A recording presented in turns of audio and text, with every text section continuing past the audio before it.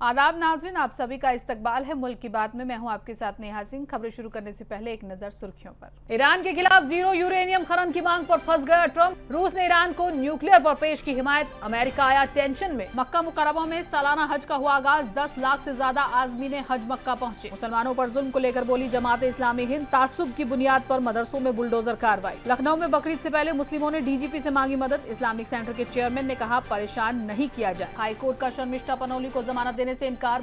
Video बनाने के इल्जाम में है गिरफ्तार। मुस्लिम देश अल्जीरिया ने दिया पाक को बड़ा झटका। दहशतगर्दी के खिलाफ अल्जीरिया उतरा भारत की हिमायत में। असदुद्दीन ओवैसी के कायल हुए लोग मेट्रो पिलर्स पर लगाए स्लोगन लिखे पोस्टर। दुनिया का सबसे बड़ा चिनाब रेल ब्रिज बनकर तैयार। वजीर आजम मोदी देंगे कश्मीर की आवाम को तोहफा। दिल्ली में महंगे पानी के बिल पर 100% तक छूट। दिल्ली हुकूमत ला रही है नई स्कीम। आखिरकार धो दिया 3 हार का दाग। 18 साल बाद आरसीबी ने जीता IPL। 17 साल की मशहूर टिकटॉकर के घर में कत्ल। लड़की ने ठुकरा दिया था लड़के का प्रपोजल। पूरी दुनिया इस वक्त मुख्तलिफ तनाज़ों की आग में दहक रही है। मिडिल ईस्ट की बात करें तो ये खित्ता एक बड़ी जंग के दहाने पर खड़ा है।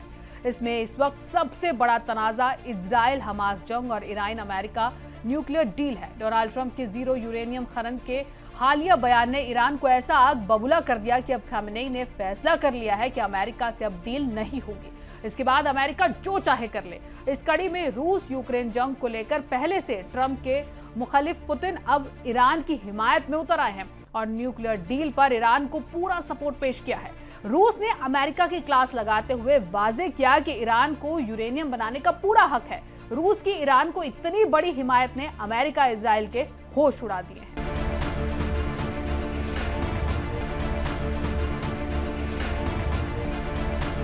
अमेरिकी सदर डोनाल्ड ट्रंप ने सत्ता में आते ही सख्त तेवर दिखाते हुए ईरान को धमकियां देनी शुरू कर दी थी कि ईरान ने न्यूक्लियर प्रोग्राम बंद नहीं किया तो उस पर एयर स्ट्राइक्स की जाएंगी। वहीं बात करें ईरान की तो उसकी तरफ से अब तक एक और वाज़ेह रुख रहा है कि तेहरान यूरेनियम खनन नहीं छोड़ेगा। ईरान की लाल आंख दिखाते ही अमेरिका के तेवर नरम पड़ गए। लेकिन अमेरिकी सदर ट्रंप के हालिया बयान ने ईरान अमेरिका के बीच एक बड़ी जंग के खदशे को और ज्यादा बढ़ा दिया है। दरअसल ट्रंप ने थोड़ी हद तक यूरेनियम बनाने की अपनी शर्त से पीछे हटते हुए अब जीरो यूरेनियम खनन की शर्त रख दी है, जिसके बाद ईरान ने अपना रद्द-ए-अमल जाहिर करते हुए कहा कि वो डील रद्द करने का मसौदा तैयार कर रहा है। अब अमेरिका से डील नहीं होगी, अमेरिका चाहे जो कर ले। ईरान अपने कौमी मफाद से समझौता नहीं करेगा। अमेरिकी सदर ट्रंप के जीरो यूरेनियम खनन की शर्त सामने आने के बाद ईरान के मजबूत हामी रूस ने मैदान में उतरते हुए अमेरिका से सीधी टक्कर ले ली है। क्रेमलिन के तर्जुमान दिमित्री पेस्कोव ने ईरान के न्यूक्लियर मुद्दे के पीसफुल हल की कोशिशों के तई रूस की हिमायत को दोहराया है और कहा कि इस्लामी रिपब्लिक ईरान को पीसफुल मकसदों के लिए न्यूक्लियर एनर्जी बनाने का पूरा हक है। पेस्कोव ने यह तबसरा एक प्रेस कॉन्फ्रेंस में किया, जिसके एक दिन पहले अमेरिकी सदर डोनाल्ड ट्रंप ने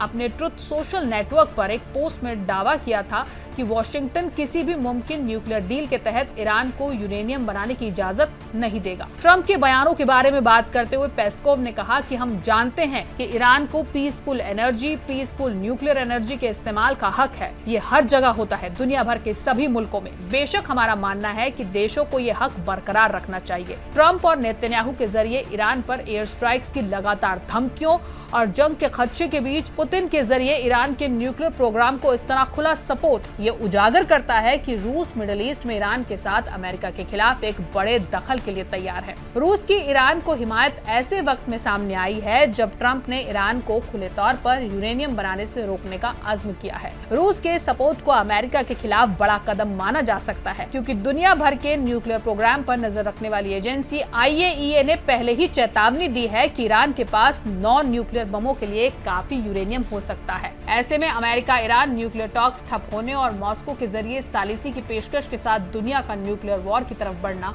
मुमकिन है। आज हजारों आजमीने हज के मीना पहुंचने के साथ ही मक्का मुकर्रमा के सालाना हज का आगाज हो गया। ख्वाहिशमंद आजमीने हज कल रात से ही मीना पहुंचने लगे थे। हज जायरीन अगली सुबह यानी 9 जिल-हिज्जा की फज्र तक मीना में रहेंगे।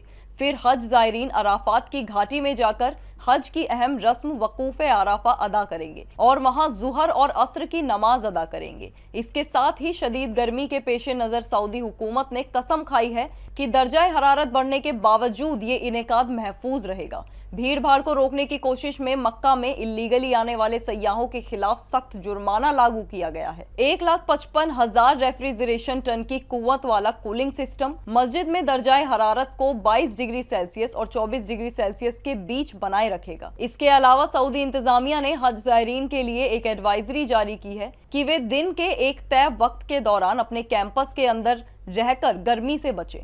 वहीं भारतीय हज ज़ायरीन को मक्का से मीना की ओर जाने में टीम इंडिया के अफसरों के जरिए मदद अता की जा रही है, जो सऊदी अरब में 5 रोजा हज पीरियड की शुरुआत की निशानी है। सऊदी इंतजामिया के साथ कोऑर्डिनेशन में ये टीम सभी आज़मीने हज के लिए स्मूथ सफर की सहूलत अता कर रही है, जो भारत की अपने सभी नागरिकों की भलाई पक्की करने के अज़्म को हाईलाइट करता है। भारतीय अफसरों ने हज आज़मीन को मीना जाने वाली बसें पकड़ने में मदद की। लखनऊ में मुस्लिम उलेमा के डेलीगेशन ने डीजीपी राजीव कृष्णा से मुलाकात की। वफद ने डीजीपी से बकरीद पर राजधानी में अमन, भाईचारा और हिफाजती इंतजाम पर बात की।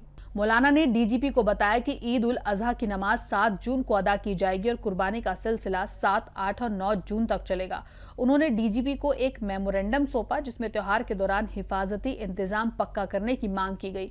मेमोरेंडम में पुलिस से मदद के तौर पर रियासत की सभी ईदगाहों और मस्जिदों में नमाज के वक्त मुनासिब और सख्त हिफाजती इंतजाम, अमन के साथ कुर्बानी करवाना, जहां जहां पर किसान जानवरों की बिक्री के लिए जमा होते हैं वहां भी हिफाजत के लिए पुलिस फोर्स की तैनाती शामिल है।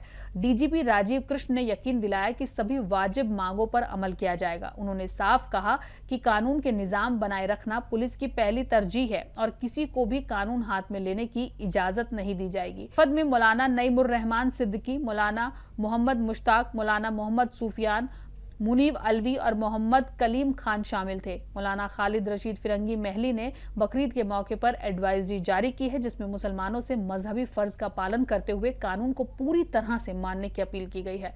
इसके साथ ही संभल तशद्दुद के बाद पहले बकरीद को लेकर जिला इंतजामिया पूरी तरह से अलर्ट है। इंतजामिया ने मजहबी रहनुमाओं के साथ अमल कमेटी की मीटिंग में साफ कर दिया कि बकरीद पर ममनुआ जानवरों की कुर्बानी नहीं होगी, जबकि सोशल मीडिया पर कुर्बानी से मुतालिक कोई भी वीडियो पोस्ट करेगा या माहौल को खराब करने की कोशिश करेगा तो उसके खिलाफ कार्रवाई की जाएगी। जिले में 900 से ज्यादा लोगों को पाबंद किया गया है। गाजियाबाद के लोनी से बीजेपी एमएलए नंदकिशोर गुर्जर ने इस बार बकरीद से पहले अनोखी मांग कर दी है। उन्होंने कहा कि मुस्लिम बिरादरी के लोगों को असल बकरा काटने के बजाय केक का बकरा बनाकर उसे काटना चाहिए। उन्होंने इसके जरिए इको फ्रेंडली बकरीद मनाने की अपील की। नंदकिशोर गुर्जर ने कहा कि मुस्लिम बिरादरी के लोगों को असल बकरा काटने की बजाय केक का बकरा बनाकर उसे काटना चाहिए। उन्होंने इसके जरिए इको फ्रेंडली बकरीद मनाने की अपील की। उन्होंने कहा, हमारे यहाँ जानवर बलि से मुतालिक ऑर्डिनेंस है, इसलिए मुसलमान माहौल के मुताबिक प्रिंसिपल्स को बढ़ावा देने के लिए असली बकरे की कुर्बानी देने की बजाय बकरे की शक्ल का केक काटकर अलामती तौर पर जश्न मनाते हैं। लोनी में इस रवायत का पालन एक मिसाल के रूप में किया जाता है। सहाफियों से बात करते हुए बीजेपी एमएलए ने कहा कि देश के मुसलमान लोनी से सबक लें क्योंकि वहां इको फ्रेंडली ईद मनाई जाती है। उन्होंने कहा, हजरत इब्राहिम साहब ने अपने बेटे की कुर्बानी दी थी लेकिन दुम्बा जाहिर हुआ, लेकिन दुम्बा तो भारत में भी नहीं है। उनकी जगह हम अलामती तौर पर बकरे पर आ गए, तो बकरे की जगह केक क्यों नहीं। उन्होंने आगे कहा, देश में कोरोना सामने है, हिंदुओं ने नारियल और कद्दू को बलि के रूप में कबूल कर लिया है और जानवर कत्ल को बंद किया है। ये महात्मा बुद्ध, महावीर और श्री कृष्ण की जमीन है, दूध घी की नदियां बहती हैं। इससे पहले नंदकिशोर गुर्जर ने डीसीपी रूरल को खत भी लिखा था। इसी के साथ उन्होंने सोशल मीडिया प्लेटफॉर्म एक्स पर कहा, लोनी में aircraft ordinance, animal husbandry act 1960 का पालन, गौवंशों और दीगर किसी जानवर का कत्ल ना हो ये पक्का करें। मालूमात हासिल हुई है कि बड़े पैमाने पर लोनी में जानवरों का कटान किया जा सकता है। ऐसे में कुछ लोग सेंसिटिव माहौल को बिगाड़ने के लिए गौवंशों का कत्ल भी कर सकते हैं। मुस्लिम समाज के भाइयों से अपील की है कि प्रोग्रेसिव सोच का हिस्सा बने, पहले की तरह जिसमें लोनी हित में मुस्लिम समाज के लोगों के जरिए इको फ्रेंडली अलामती तौर पर केक का बकरा काटकर ईद अमन के साथ मनाई गई थी। कट बिहार के जमुई जिले के झाझा थाना हल्के तहत केशवपुर पंचायत के केशवपुर गांव में गैर समाजी लोगों ने मुस्लिम बिरादरी के अकीदे से जुड़े एक पुराने मजार को तोड़ दिया है, जिसकी वजह से इलाके में तनाव के हालात पैदा हो गए हैं। इस वाकये से नाराज लोगों ने सड़क पर उतरकर जमकर हंगामा किया और मुलजिमों के खिलाफ सख्त एक्शन लेने की मांग की। इस मामले की इत्तला मिलते ही Jhajha SDPO Rajesh Kumar, SHO Sanjay Singh, CO Aarti Bhushan, ASI Mukesh Singh, Chandan Kumar समेत बड़ी तादाद में पुलिस बल मौके पर पहुंचा और हालात को कंट्रोल किया। पुलिस ने इलाके को छावनी में तब्दील कर दिया है और हर खतरे को टालने के लिए पुलिस बल तैनात है। ग्रामीणों ने बताया कि ये मजार करीब 150 साल पुरानी है और इसकी मजहबी अहमियत सिर्फ मुस्लिम बिरादरी तक लिमिटेड नहीं है। केशवपुर, जामुखरैया, डिब्बा समेत कई गाँव के लोग चाहे वो किसी भी मजहब के हों, इस मजार पर मन्नत मांगने आते हैं और मुराद पूरी होने पर पूजा पाठ करते हैं। लोगों का मानना है कि मजार को तोड़ना समाज में भेदभाव और तनाव फैलाने की सोची समझी साजिश हो सकती है। घटना के बाद सभी अलग अलग बिरादरी के लोगों ने एकजुटता दिखाते हुए अमन बनाए रखने की अपील की।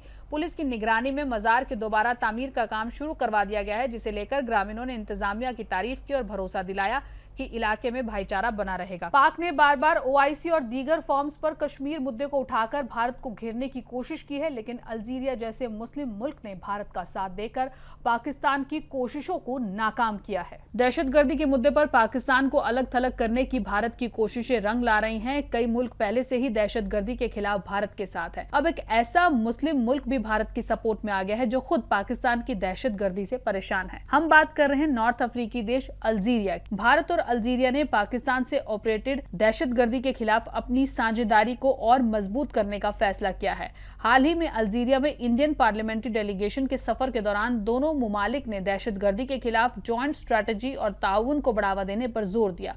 इस सफर का मकसद भारत की पाकिस्तान स्पॉन्सर्ड दहशतगर्दी के खिलाफ आलमी सतह पर पोजीशन साफ करना और आलमी बिरादरी की हिमायत हासिल करना था। बता दें कि अल्जीरिया ने भारत की इस कोशिश में साथ देने का वादा किया। ये मुस्लिम देश खुद सल्फी और तकफीरी आइडियोलॉजी से मुतासिर दहशतगर्दी का सामना कर चुका है। अल्जीरिया पहुंचे इंडियन पार्लियामेंट्री डेलीगेशन में AIM के चीफ असुद्दीन ओवैसी और साबिक फॉरेन सेक्रेटरी सचिव हर्षवर्धन श्रृंगला भी शामिल हैं। इस दल की क़यादत बीजेपी MP बैजंत पांडा कर रहे थे। असुद्दीन ओवैसी की सभी तरफ से तारीफ हो रही है। अब हैदराबाद की मेट्रो के पिलरों पर AIM पार्टी के चेयरमैन और हैदराबाद से MP असुद्दीन ओवैसी के पोस्टर नजर आए हैं। इन पोस्टरों पर कई नारे लिखे थे, जैसे दहशतगर्दी के खिलाफ एक शख्स, पाकिस्तान के खिलाफ एक सच्चाई, दुश्मन का पर्दाफाश, भारत के लिए फक्र के साथ। ये पोस्टर उस वक्त लगाए गए जब बीजेपी MP बैजयंत पांडा की लीडरशिप में एक ऑल पार्टी डेलीगेशन में अल्जीरिया, सऊदी अरब, कुवैत और बहरीन का दौरा किया। इस डेलीगेशन में ओवैसी भी शामिल थे। इस दौरे के दौरान डेलीगेशन ने अप्रैल 22 को जम्मू कश्मीर के पहलगाम में हुए आतंकी हमले और ऑपरेशन सिंदूर को लेकर भारत के रद्द अमल की मालूमात दी। साथ ही डेलीगेशन ने इन मुल्कों के लीडरों से भारत की सीमा पार दहशतगर्दी के खिलाफ लड़ाई को लेकर चर्चा की। अल्जीरिया में मीडिया और थिंक टैंक के लोगों को खिताब करते हुए ओवैसी ने पाकिस्तान को तकफीरी सोच का सेंटर बताया। उन्होंने कहा कि पाकिस्तान के दहशतगर्दी ग्रुप और दाइश और अल कायदा की सोच में कोई फर्क नहीं है। ओवैसी ने कहा ये लोग समझते हैं कि उन्हें मजहबी मंजूरी है, जबकि इस्लाम किसी भी इंसान के कत्ल की इजाजत नहीं देता। ये उनकी गलत सोच है। ओवैसी के इस मैसेज से उनकी खूब तारीफ हो रही है और हर कोई सोशल मीडिया पर ओवैसी की खूब तारीफें कर रहा है। कलकत्ता हाईकोर्ट ने मंगल को Instagram content creator Sharmishtha Panoli की उबूरी जमानत याचिका अर्जी खारिज कर दी है, जिसे हाल ही में ऑपरेशन सिंदूर में तनाजुर में एक खास कम्युनिटी पर मुतनाज़ा वीडियो बनाने के इल्जाम में गिरफ्तार किया गया था। ये वीडियो सोशल मीडिया पर वायरल हो गया था, हालांकि बाद में इसे हटा दिया गया था। लाइव लॉ के मुताबिक कोर्ट ने वाजे किया कि फ्रीडम ऑफ एक्सप्रेशन की आज़ादी का हक एक तरफा नहीं हो सकता और ये किसी शख्स या कम्युनिटी की मजहबी या समाजी जज्बात को ठेस पहुंचाने का जरिया नहीं हो सकता। हमारे मुल्क में सभी को फ्रीडम ऑफ एक्सप्रेशन की आज़ादी है, लेकिन इसका मतलब ये नहीं है कि हम जो चाहें वो कह दें, भले ही इससे किसी की जज्बात मजरू हो। हमारा समाज प्री जस्टिस से भरा है। जात, मजहब, जबान और सकाफत के प्रीजुडिसेस, ऐसे में जिम्मेदारी से बोलना जरूरी है। हाईकोर्ट ने कहा मामला अभी जेरे इल्तिवा है। अगर 2 दिन बाद भी जमानत मिल जाती है तो कोई इमरजेंसी नहीं होगी और ना ही आसमान गिरेगा। गौरतलब है कि 22 साल शर्मिष्ठा पनौली पुणे में कानून की पढ़ाई कर रही है। उन्होंने इंस्टाग्राम पर एक वीडियो पोस्ट किया था जिसमें उन्होंने ऑपरेशन सिंदूर के तनाजुर में एक खास मजहब के बारे में मुबैना तौर पर काबिले एतराज बयान दिया था। ये वीडियो सोशल मीडिया पर वायरल हो गया और लोगों ने इस पर सख्त तनकीद की। शदीद मुखालफत के बाद पनौली ने अपना वीडियो डिलीट कर दिया। उन्होंने माफी भी मांगी। उन्होंने दावा किया कि उनका इरादा किसी भी जज्बात को ठेस पहुंचाना नहीं था। इसके बावजूद कोलकाता पुलिस ने उन्हें जुम्मे की रात गुड़गांव से गिरफ्तार कर लिया। शनिचर को उन्हें कोलकाता के अलीपुर कोर्ट में पेश किया गया, जहां से उन्हें 14 दिन की अदालती हिरासत में भेज दिया गया। अंजुमन हैदरी को लेकर लगातार विवाद गहराता जा रहा है। अंजुमन हैदरी के साबिक वाइस प्रेसिडेंट मोहम्मद अली लाडले ने इल्जाम लगाया है कि अंजुमन हैदरी में बड़ा घोटाला हुआ है। ये घोटाला अंजुमन हैदरी के मेंबर की तरफ से किया गया है। हालांकि इसके बाद आज शिया मजहबी रहनुमा और अंजुमन हैदरी के चीफ मौलाना कल्बे जव्वाद साहब ने तमाम इल्जामों को बेबुनियाद बताया। मौलाना साहब ने साफ तौर पर कहा कि मोहम्मद अली को कमेटी बाहर कर चुकी है। जिस तरह से वो इल्जाम लगा रहे हैं वो पूरी तरह से गलत है। लगभग 40 करोड़ रुपए घोटाले की तमाम इल्जाम इस तरह के लगाए गए, सच्चाई का है और आपने जो प्रेस कॉन्फ्रेंस की इसको लेकर आप क्या कहें? बिस्मिल्लाहिर्रहमानिर्रहीम। देखिए, जो घोटाले के इल्जाम लगाए गए उसके पूरे सबूत देखिए कि पूरा कैट के जरिए से, जो गवर्नमेंट की बहुत बड़ी एजेंसी कैट CA और उसके जरिए से 6 साल का हमारा अकाउंट था, उसकी पूरी 15 दिन तक उसकी जाँच हुई। 15 दिन तक उन्होंने उसकी तहकीक की और एक एक हमारे डॉक्यूमेंट देखे, एक एक चीज़ देखी उन्होंने, और उसके बाद फिर उन्होंने फिर क्लीन चिट दी है। ये क्लीन चिट दी है उन्होंने कैट ने, और ये कहा कि सब इसका अकाउंट जो है वो सही है पूरा। गवर्नमेंट जो सबसे बड़ी एजेंसी उससे 15 दिन तक जो है उसका ऑडिट किया पूरा, उसके बाद उन्होंने ये रसीद दी। उसके बाद तुम बेईमानी कह रहे हो, तो इसका मतलब कैट ने बेईमानी की है। तुम जाओ, हम तो चैलेंज करते हैं कि जाओ कोर्ट जाओ और जाकर हम आप मुकदमा दायर करो, कैट में भी मुकदमा दायर करो, क्योंकि बगैर दोनों की मिली भगत की बेईमानी नहीं हो सकती। इसका मतलब गवर्नमेंट एजेंसी ने भी बेईमानी की, हमारा मिली भगत हो गई उसके। तो आप जाओ, आप हमारा तो चैलेंज है कि आप कोर्ट पर जाइए, जो हम पर बेईमानी का इल्जाम लगा रहे हम पर भी मुकदमा दायर कीजिए, कैट पर भी दायर कर दीजिए कि उन्होंने मिली भर कर बेईमानी की है।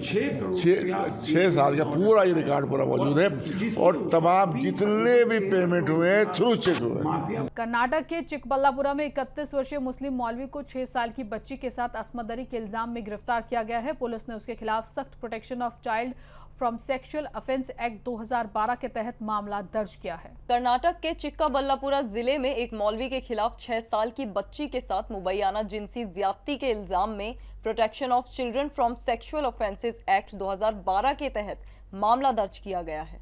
मुलजिम 31 साला महफूज, जो 6 साल की बच्ची का रिश्तेदार भी है, उसको गिरफ्तार कर लिया गया है। इस जुर्म पर तब रोशनी पड़ी जब लड़की की वालिदा ने उसे रोते हुए मुलजिम के घर से बाहर आते देखा। वालिदा के जरिए दर्ज कराई गई पुलिस शिकायत के मुताबिक हादसा 30 मई को हुआ। मुतासिरा उनकी दूसरी औलाद है, जिसे महफूज चॉकलेट का लालच देकर अपने साथ ले गया था। मुतासिरा चिक्काबल्लापुरा शहर के दरगाह मोहल्ला इलाके में एक मकामी उर्दू स्कूल में पहनी जमात की तलबा है। अपनी शिकायत में उन्होंने कहा कि 30 मई को शाम करीब 6:45 पर उनकी बेटी उनके घर के सामने खेल रही थी, जबकि वो घर के अंदर थी।